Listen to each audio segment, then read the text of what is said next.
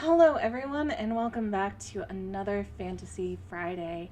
I'm your host, Tisha Eden, and I am a little disturbed because once again, here we are coming up on Valentine's Day, and once again, we have another terrible example of what, quote, true love really is in the form of an emotional and mentally abusive relationship called 50 Shades Darker.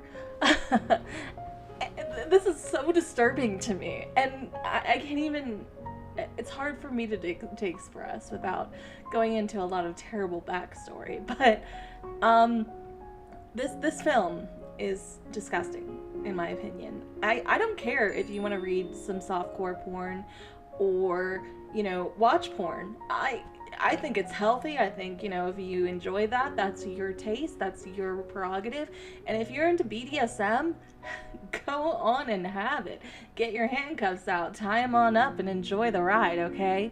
But that's not the issue here. The issue is what is actually happening in the mindset of the characters and what's actually happening to them emotionally, mentally, and physically. Now, when we last left Anna and Christian, Anna left Christian because she didn't like his sociopathic. She even calls him a sociopath at some point, and he's just like, no, I'm a dominant. And no, you are a sociopath. You can call it dominant as much as you want, but you're not. And actually, in a BDSM relationship, the dominant isn't the one with the control. The submissive really is, because they are the one that set the grounds and the limits on what they will and will not do. So really, they have all the control and can tell the person, hey, I don't want this. Now, she has said that before. She might not have used the, quote, safe word, but she definitely said no numerous times to Christian in the original story. But, that was ignored because he knew she really wanted it, and her body was telling him that she really wanted it. Like, do you understand how disturbing that is, especially to someone who's been in a relationship like that? That is disgusting. That's something that a rapist would say, people. Okay, that is something that a literal rapist would say. You want to know why? I've heard it. Okay? So, that's disgusting. That's the first problem here. Now, when watching the trailer, there are a few things to note. That even the trailer is sitting there and telling us that we basically should stop moving forward. Anna, stop moving forward with your life and having a job. And this boss that is just so mean and terrible, he's doing the exact same stuff that Christian does. But unlike Christian, he's not the one we should be rooting for, so he's the terrible person. You know what I think is funny is I think that not only is this a fan fiction of Twilight, is I think that the author watched a little too much Lizzie McGuire, because that little self that she talks to herself in her head, doing all these dances and flips and doing a spit take, like, oh my god, he said that.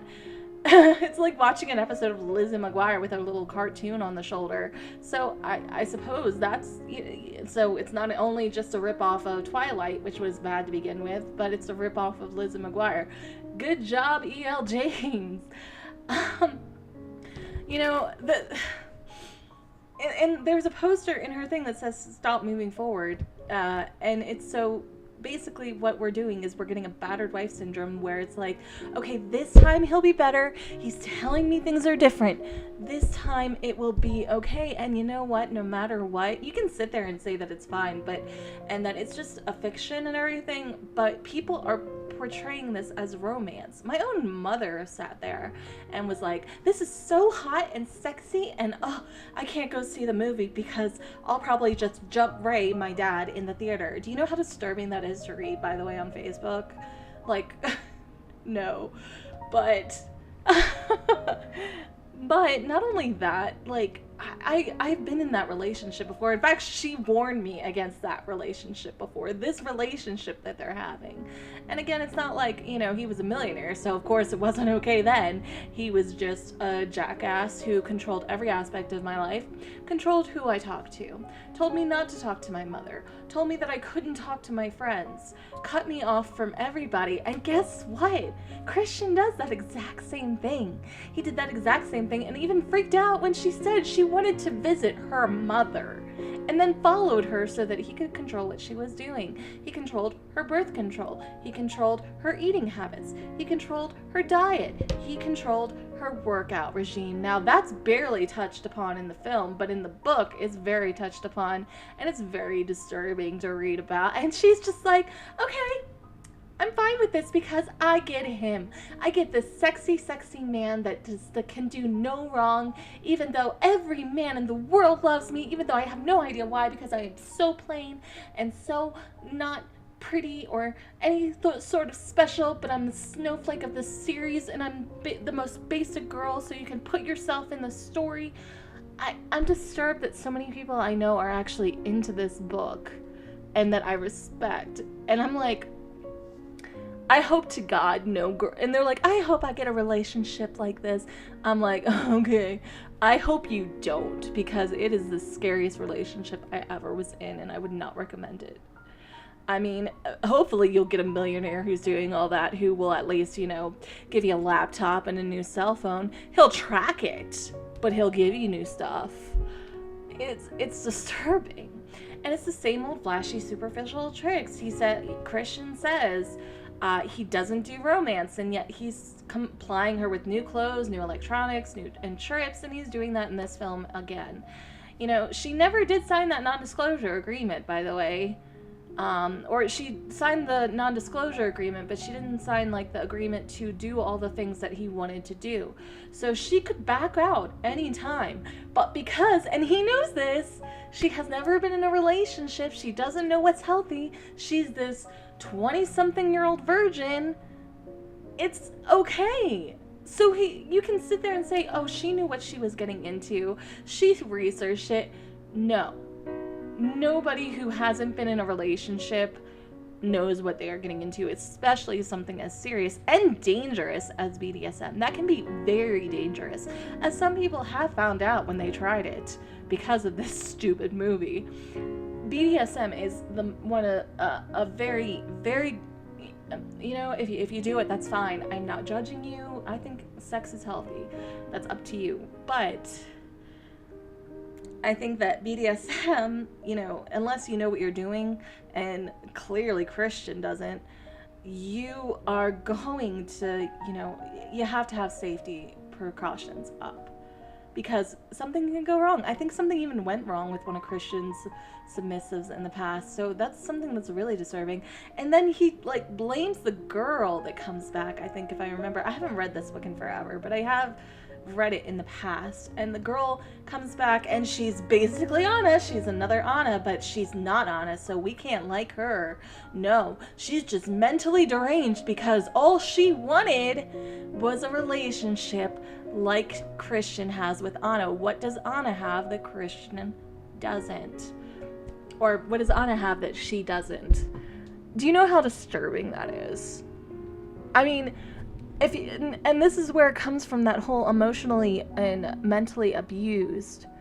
If he's doing the same stuff he did to Anna, she could be that girl, except he came back and stalked Anna until she agreed to take him back. And the girl is mentally unhinged because she has been through this terrible relationship. She is what many women have become after a relationship like this. And people are like, well, she's just terrible. She's just mentally unhinged. We should not, we should just think she's just this terrible person.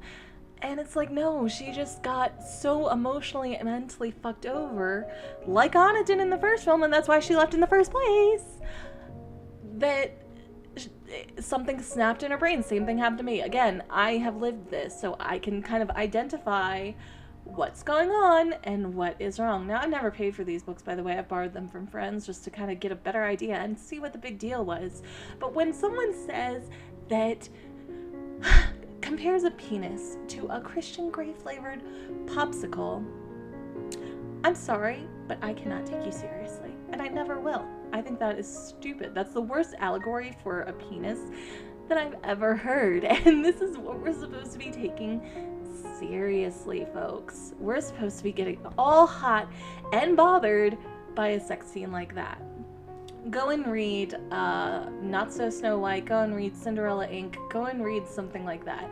I have read romance novels, okay? I'm a big fan of Meg Cabot. She does some really good adult novels. Go read those.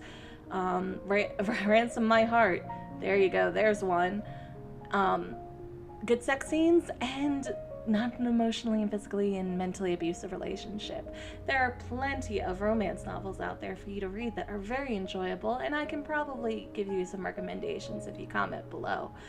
But otherwise, this is not where you go looking for romance, and it's definitely not where you go looking for reading a good sex scene either. Go get yourself a nice, porn subscription or something. There's plenty of free porn online, I'm sure. Or get a good romance novel. A real romance novel. Not this fan fiction shit, but like an actual romance novel. Hell, they've got $5 ones at Walmart. Or you can go to the dollar bin and at a dollar store and they've got them. Trust me, anything is better than this. So, I'm sure that you have plenty of opinions. If you want to leave them down below and try to fight me on this, that's fine. If you need any more examples, make sure to comment and question exactly what I'm talking about. But I'm pretty sure that those who know what I'm talking about do not need the answers.